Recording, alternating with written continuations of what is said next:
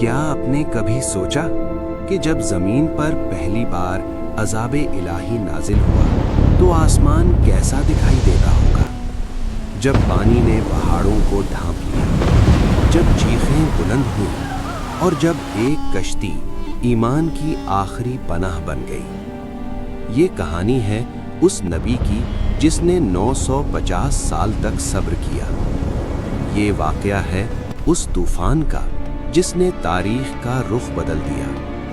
یہ ہے حضرت نوح علیہ السلام، ان عظیم انبیاء میں سے ہیں جنہیں اللہ تعالیٰ نے انسانیت کی اصلاح کے لیے بھیجا۔ قرآن مجید میں ایک مکمل سورت نوح انہی کے نام سے ہے۔ یہ واقعہ صرف ایک طوفان کی کہانی نہیں، یہ ایمان اور انکار کی کشمکش ہے، یہ صبر اور سرکشی کا ٹکراؤ ہے۔ حضرت نوح علیہ السلام کو اس قوم کی طرف بھیجا گیا جو بت پرستی میں ڈوب چکی تھی۔ وہ نیک لوگوں کے مجسمے بنا کر انہیں پوجنے لگی تھی۔ قرآن ہمیں بتاتا ہے کہ انہوں نے اپنی قوم کو دن رات دعوت دی، چھپ کر بھی اور کھلم کھلا بھی، لیکن جواب کیا ملا؟ انکار، مذاق، دھمکی۔ یہیں سے شروع ہوتا ہے وہ سفر جو ایک عظیم طوفان پر ختم ہوا۔ دعوت اور انکار۔ حضرت نوح علیہ السلام اپنی قوم کے درمیان کھڑے ہیں، آواز میں درد ہے لیکن یقین مضبوط ہے۔ اے میری قوم، اللہ کی عبادت کرو، اس کے سوا تمہارا کوئی معبود نہیں۔ سورۃ الاعراف 7 اور 59۔ سال گزرتے گئے، دہائیوں پر دہائیاں بیت گئیں۔ قرآن کہتا ہے انہوں نے اپنی قوم میں 50 کم 1000 سال گزارے، یعنی 950 سال۔ سورۃ العنکبوت 29 اور 14۔ مگر ایمان لانے والے بہت کم۔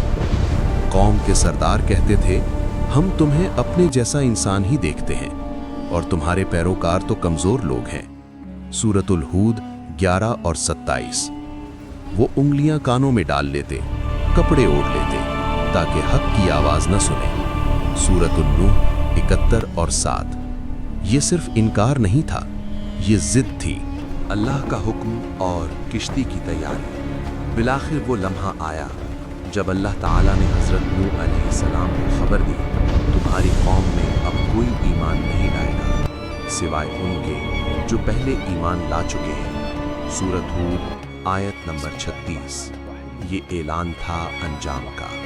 اللہ نے حکم دیا ہماری نگرانی میں اور ہماری وحی کے مطابق کشتی بناؤ۔ سورۃ ہود آیت نمبر 37۔ کشتی خشک زمین پر۔ حضرت نوح علیہ السلام نے بغیر سوال کیے حکم مان لیا۔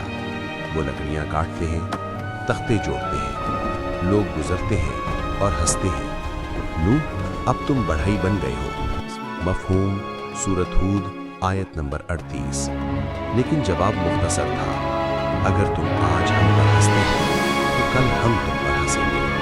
کشتی بنتی رہی، مذاق بڑھتا رہا، مگر ایمان متسلسل نہ ہوا۔ اگر آپ کو یہ کہانی اچھی لگی ہے تو سبسکرائب کر کے کمنٹ میں نیکسٹ پارٹ لکھ دو۔ انشاءاللہ نیکسٹ پارٹ جلد ہی آئے گا۔